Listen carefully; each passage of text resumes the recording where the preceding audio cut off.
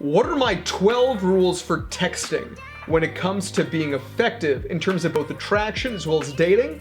Stick around and let's chat about it today on this episode of Christian Date Coach. Let's hit it.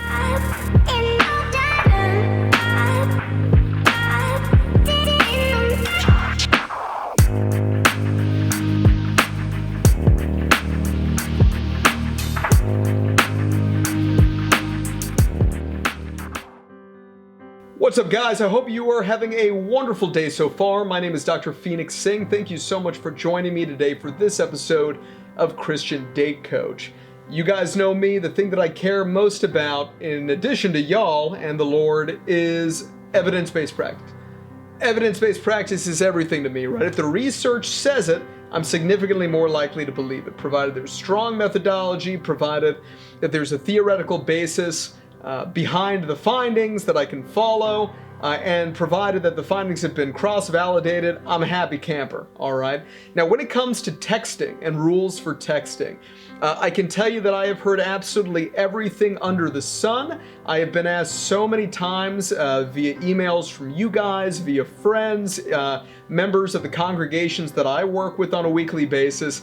What are my rules when it comes to texting? How can I be effective in texting with somebody that I'm interested in dating, or after I'm already in a relationship, especially during that initial courtship phase, like the early dating phase? As you get deeper into long-term relationships, you still need to be playful, right? And never stop dating. You could be married for, 50 years. I always still want you to have that dating mindset though, still, right? To have fun, right? Be having fun with your partner on a daily basis, a weekly basis, etc. is very, very important, right? But I have 12 rules that are standard for me that I want to share with you guys in terms of how to be most effective with texting, okay? And they're not in any particular order, so we're just going to go ahead and plow through them one at a time, okay? Number one, I want you to mimic word count when you're corresponding, all right? There's nothing worse than somebody, in terms of, let's say you got an iPhone like I do, right? And you got like the little bubble comes up or whatever with a few words or one sentence. The next person writes a block, and then the next person writes a few words, and then the next person, it's a block, and then a block and a block and a block. No. Do not do that, right? Try to mirror the other individual's word count overall. We don't need paragraphs at a time unless the other person is doing paragraphs at a time, right? Always be open with communication as well. If it's something where the other person is texting way too much, I can guarantee you that you're much more likely to get ghosted. You are, right? My running joke is that when Christians do it, we call it holy ghosting. You're going to get holy ghosted if you do that. Comes across as very intense, especially when it comes to attraction, as well as just those initial stages of dating. I'm telling you right now, if you come across too intense, it's not a good thing. It's not a good thing. Yeah, everybody hates hearing it, even though it is true that, you need to be happy alone before you should date somebody else. Most people don't do that. The idea is much more foundational than that, insofar as the idea is that you really do need to accept that you're going to be fine. If you're single, you don't need somebody else to experience the most happiness you'll ever need in your life, right? That kind of happiness comes from God. And when you have God in your life and you're actually tapped in, you're plugged into the vine, right, which is God, then what's going to happen is that you're going to experience a tremendous sense of peace. And you're going to feel loved at all times, right? Because it's a different kind of love, right? And when that happens, being in a relationship becomes something that is, a welcome supplement, but the love of a partner is never going to be able to out-trump the love of God, okay? And so because of that, if you were tapped into that already, you're going to find yourself so much more calm, cool, and collected when people come along, because you're not going to place them on a pedestal, because the only throne of your life, and we all have a throne of our lives, and we put something on it. And it can be God, but some people put alcohol on it, some people put relationships on it, some people put drugs on it, people put work on it, people put money on it. But if there's one seat, you are the only one who gets to choose in your life what goes on it. But that serves the function of your God. So if you don't believe in God, it's fine. Welcome. I was an atheist for 22 years. I get it, right? But you still have something that serves the function of being your God. I'm telling you now, right? It's just not God, right? So you have to think about what it is that you're placing on there, and is that helping you or is that hurting you in the long term? Even if it feels good in the moment, if you're going to choose to live a hedonistic lifestyle, you're in deep trouble in the long term. Like, seriously, the level of fulfillment and all will not be anywhere near as high, okay? So, in any case, right? Lower the intensity unless the person is kind of matching it. If instead of, if you write one sentence, the other person writes two, you write two and they write a little bit more, you can get to a point where you're both writing paragraphs. There's nothing wrong with that. It's quite fun, right? There should be that witty badinage, the kind of back and forth, right? That's very enjoyable, okay, in relationships. Especially when you're first starting off. It's a very exciting time. There's that passionate love. It's a great thing, right? Rule number 2, right?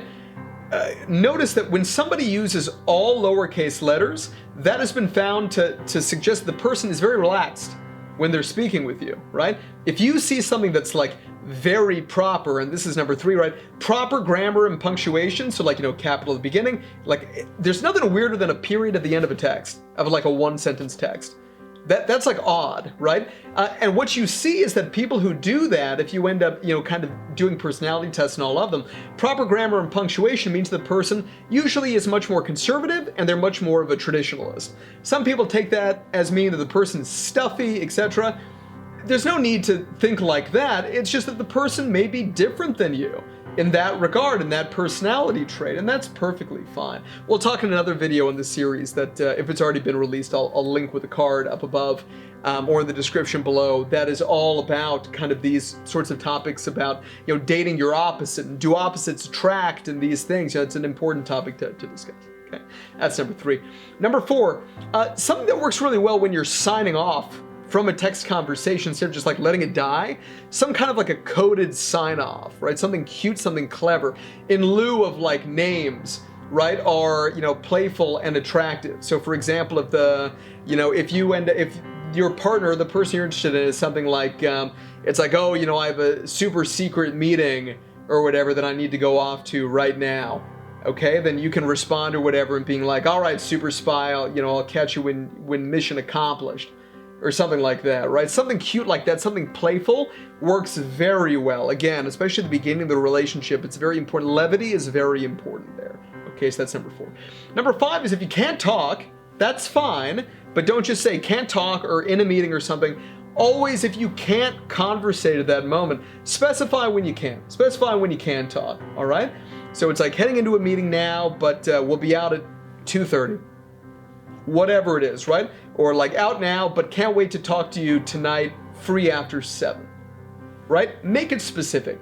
Ladies, this really helps us as men as well, right? Like you gotta be really specific with that. And for men, anything you can gamify is gonna work really well. And what that means is give us details and how we can win. So basically, if you give us the details of like, I wanna talk to you, I'm free or whatever, I'm not free now, but I'm free at this time, it gives the man the rules. If you lay the rules out, we will follow them to be able to win, right? So we'll be like, okay, so the way that I win is that she's not free now, so if I text now, I lose. If I text before that time of night, I lose. But if I wait and just do other stuff or whatever, then there's a reward at night or whatever, because then I'm gonna be complying with these rules, right? And so this is something that men don't realize we think like this, but that gamification is key. This is why, men, we deeply desire predictability and stability, right? This is the reason why men are very dominant. And it's a beautiful thing about masculinity. And always remember what I say on this channel is that domination and subjugation, completely separate, right? Overlap, of course, right? But the same thing? No. Right? Men deeply desire to dominate their environment. Why? Because if they can dominate, then they have control, and if they can control, then they can predict, and if they can predict, then things are stable, right? And that's what we desire as men. It's when we feel most chilled out, okay? So, that's that. Okay, next one is text the way that you speak. This is especially true if you're kind of chatting on dating apps and these sorts of things. Then you meet in person. The person is going to expect that if you're really flirty, right, over the app, or just, when you're writing messages on Match or eHarmony or any of these websites, that you're gonna be the same way in person. If all of a sudden you get there in person, not only are you not flirty, but you're really kind of, very, very quiet and very, very shy, but online you were bombastic and charismatic and outgoing. I understand that all of us want to portray the best version of ourselves in all cases. Maybe you are very shy, but when somebody gets to know you, you're warm and bubbly in these things. I think that's totally fair enough, and I completely understand. But please just understand that, however you do portray yourself online and, the digisphere, whatever we're calling it these days, then obviously in person, the man is going to expect you to be the same way. And men, it's the same thing. If you act really confident, very outgoing, right, online, and then you meet a woman in person and you're, very, very quiet and bad body language and you're kind of like bent over and these sorts of things, that's not a good look, right? Like that's not a good thing. And again, it's a huge, huge turnoff, and it sets off all kinds of alarm bells and red flags in the woman's head. It's just not a good thing for you to do that, okay? The next one, number 7, is avoid typos. For the love of God, avoid typos. Reread the text before sending it. Don't ruminate about it and think and think and think. If you think too much, you're gonna drive yourself nuts and it won't be fun and it won't be fluid, especially those initial stages when you're texting somebody. It should be fun. If it's not fun, you're doing something wrong. I'm just telling you right now. Okay, so that's number 7. So number 8 is something that everybody asks me about. How soon should you return a text? Right? This is a great question. Okay, so obviously it's quite variable. A lot of people are like, well, wait at least 3 hours, or, wait for some arbitrary period of time. I don't believe in that. There's no 3-day rule or something like this. But return text time is relative to how long you've known the other person and how often you connect in the first place, right? If it's something where you guys are used to connecting, like quite frequently, like 4 times a day, let's say, right? And that's normal, and you guys, just during the days of the week, you approximately know one another's schedule. Yeah, you wake up before 7, you got lunch at noon, you get home around 6, have dinner a little bit after that. If you know one another's schedule and these things, then it would make sense that those would be the times that you text. So for example, if it's almost at the end of the lunch hour or whatever, right? It's best to kind of wrap up if you guys have been chatting. And if you, send a message and the other person doesn't write back for a few hours, you really have no right to be kind of frustrated or upset or anything like this, because you should know that. But of course, when you're first talking to somebody you don't know the schedule, then it's a lot more kind of up in the air, right? And so because of that, also, you do want to give the perception of scarcity at the beginning of the attraction process, right? And people may say, yeah, but that's playing games. Remember, guys, attraction is different than dating and relationships, right? For attraction, it's the bee dance, right? And so what I mean by this is that there's certain insects, right, that do, it looks like a choreographed, very rigid looking dance. And they do this dance to be able to attract a mate. And when this happens, they really never have to do it again. They've mated, and then they're good, right? Like that's it. They got their one, they're good, okay? But this is very important to understand, is that you as a human being, you're the same. Right? The things that you do in terms of attraction. I always say that men especially, you gotta be a sexy onion. I have people, men tell me all the time, coaching clients of mine, you know what, I'm sick and tired of all the games, I'm just gonna put it all out there. First time I talk to her, first time I go on a date, I just gotta lay it all out. Here's all the terrible things about me, here's all the good things, and then let her pick. That is a terrible idea. That is one of the worst ideas I've ever heard, and people do tell me that. Don't do that. You can't do that. It is not effective, right? I'm sure that it's been effective a few times in like the history of the world, right? But it doesn't mean that it's kind of like the go-to, and it really shouldn't be in this case either, right? Don't just be laying everything out there in the first place, right? So scarcity is one of those games you play at the beginning of the relationship, but just like an onion that you're peeling back, you peel that back. People always say, be yourself on dates. Well, it's like, be yourself, but for the love of God, be your best self, right? There's enough, we're human. There's enough terrible things about you, I guarantee it. There's enough terrible things about me, there's enough terrible things about every single human being, right? Those things are all gonna come out, they're all gonna come to light, right? This is not the time for that. Attraction is different. Attachment is attachment. Well, it is kind of the beginnings of attachment, but attraction is the time of projection. It's the time of, puppy love. It's all of these things together, which end up creating the unique neurological experience of love, with dopamine and serotonin playing together in this very unique way to be able to, create these emotions or whatever that we have, the experience of falling into love. And simply putting everything out there, it just doesn't work, okay? So scarcity is important. Don't be too scarce. Don't, disappear for a week and then be like, oh yeah, I was busy. Well, that's ridiculous, right? But it is true that when you take a look at operant conditioning research, like Skinnerian conditioning research, you find the best thing you can do is to keep things variable. Okay, variable reinforcement is the best. If you have a stopwatch and you text every 30 minutes on the dot, right? It's going to be exciting at first for the member of the opposite sex, but then it's not going to be exciting anymore, right? That's not exciting. Right? Versus if you text back, 17 minutes later, and then they send you a message, you write back, then they send a message, and then you don't hear for 12 minutes, and then the next time it's an hour, and these things, it could be frustrating, but let me tell you, frustration and excitement, very closely related, right? And think about it as friction, right? You're trying to make the person feel something. And men, this is especially important when you're trying to attract a woman. You need to make them feel something, right? And this kind of tension and emotional friction is healthy. It's a very healthy thing, right? And obviously, use your powers for good, in that, superpower that I suppose you could say guys have in that regard, but you have to create some emotion. It's very, very important. The number one predictor of whether or not she wants to go out on another date and see you again, it's not attraction, okay? It is intrigue. Have you intrigued her enough that she's curious? And curiosity, intrigue is something, there's enough kind of tension there, right? To be able to make her curious about learning more about you. The fact that you made her feel something, make her significantly curious enough to see you again, that's it. That's what we're talking about, right? That is the goal at the end of the day. Okay, so next one, rapid fire text, okay, where you just keep going. Honestly, it can result in like anxiety, like separation anxiety in women. And to be honest with you, for men, the literature suggests that it's really difficult for men to maintain that over time. So I was in a relationship a couple of years ago, and when we were first texting, I had to be very open and honest in terms of communication. Just say, like, honey, I'm developing feelings for you and I care about you. But this is, it's a lot of texting back and forth. And then when I don't respond for a while, you get very frustrated with me in terms of, how you talk to me then.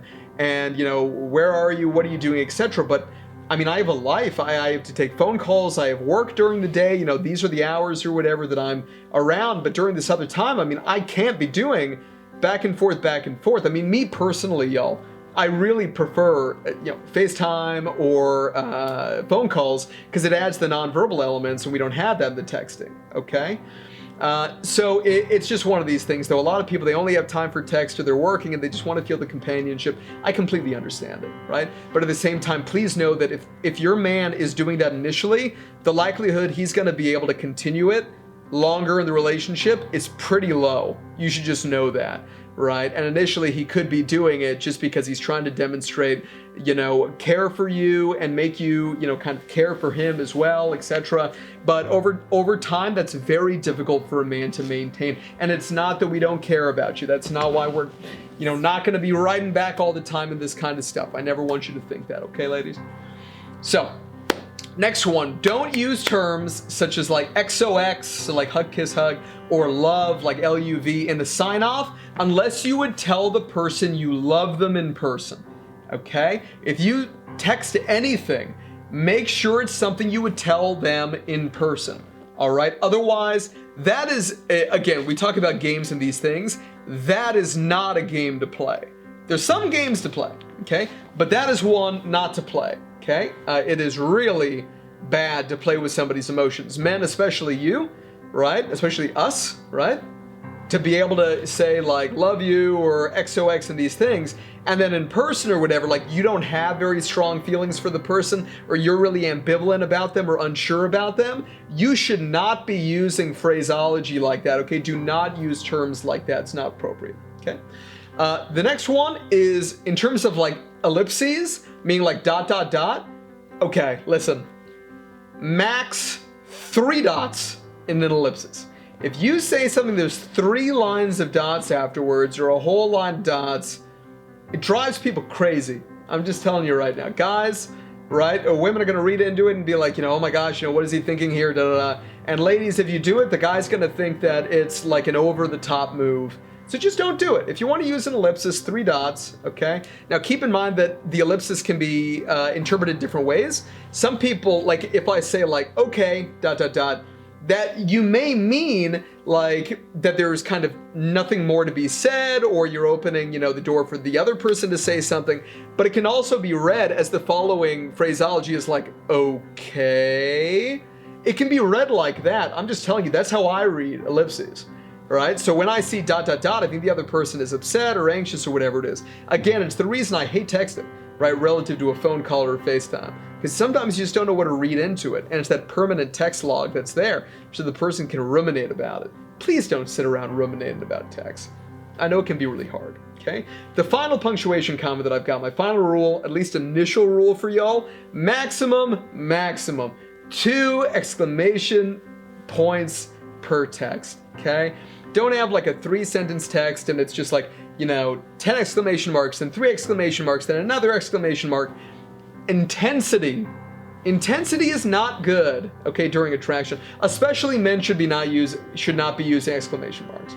I'm just telling you right now. You can do it, don't get me wrong, okay? And ladies, I know that you wouldn't say or whatever off the top of your head, it's like, men should never use exclamation marks, or, men shouldn't express emotion like that, okay? I know that it's not what's being thought, okay? But it's an attraction thing, right? The more exclamation marks are being used by men, the less attractive it is to women. You guys, you should just know that. A lot of the times or whatever, we're using exclamation marks, ironically, to come across as overly friendly. If you are attracted to the other person, okay? Obviously, you need to be caring and compassionate and kind. Be a kind man, not a nice guy.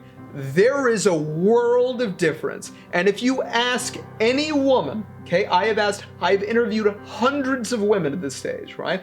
Asking all sorts of things and coaching women as well to be able to find love in their lives, right? Both secular as well as Christian women. And always when I say that phrase, they just nod their head. They're like, oh my goodness, yes, right?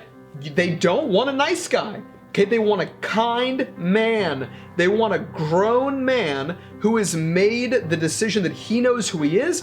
This is how I'm gonna treat people, and he treats them that way. He treats them right, okay? A nice guy is just doing stuff because he's hoping to get something out of it, okay? It's not that he's doing it because that's his identity, and he's made the choice. It's more almost like a quilt, like a patchwork self. Like he's quilted together, like, okay, I'm supposed to do that and I'm supposed to do that. So now I'm gonna follow the rules and do what I'm supposed to do.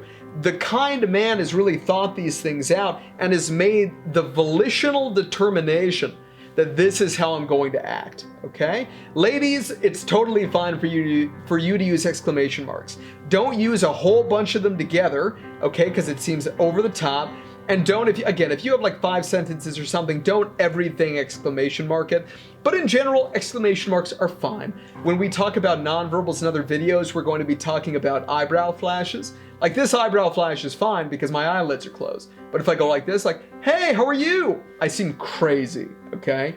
But if I'm like, hey, how are you? Good to see you, right? Just like this is like Ryan Gosling does this, Clark Gable does this. It's just a nonverbal thing that's done. Provided that the eyes are just, sufficiently closed in terms of the lids, the eyebrows can kind of, do their funky little thing, right? But just don't open the eyelids too much. It comes across as very high intensity, which is unattractive, okay? And again, especially for men, but ladies, same thing. If you can avoid it, please avoid it. All right, y'all. Thank you so much again for joining me here today on this episode for my texting rules. I hope they proved useful. Please do give them a shot, put them into action, and comment below. Let me know what you think. Maybe you've got additional questions about certain texting situations you've been in, or maybe you have additional rules that you'd like to propose. If so, please do feel free to comment below. If you're interested in one-on-one coaching with me or group-based coaching, and especially if you're interested in having me come and speak to your congregation, I absolutely love doing that. I've done it dozens of times. It is a total and utter joy for me, regardless of whether you're in a singles ministry or a young adults ministry or premarital counseling ministry or just to the congregation as a whole. It is one of the joys of my life to be able to bring the literature base, to be able to have an absolutely a delightful time. I was a stand-up comic for 3 years in Boston. I bring a lot of humor to it, bring scripture to it. It's just a joy. So that would be great to be able to do that for you. My website is below. You can go ahead and check it out and get in touch with me and let's chat about it. Signing off, everyone. God bless you. I hope you have a wonderful rest of your day. Don't forget to get out there, take chances, and be your best self, and I'll see you in the next one. Bye-bye. Thank you so much for stopping by. If you enjoyed that episode and you'd like to see more original content, then please do click on one of the links right here. I hope to see you in the next one.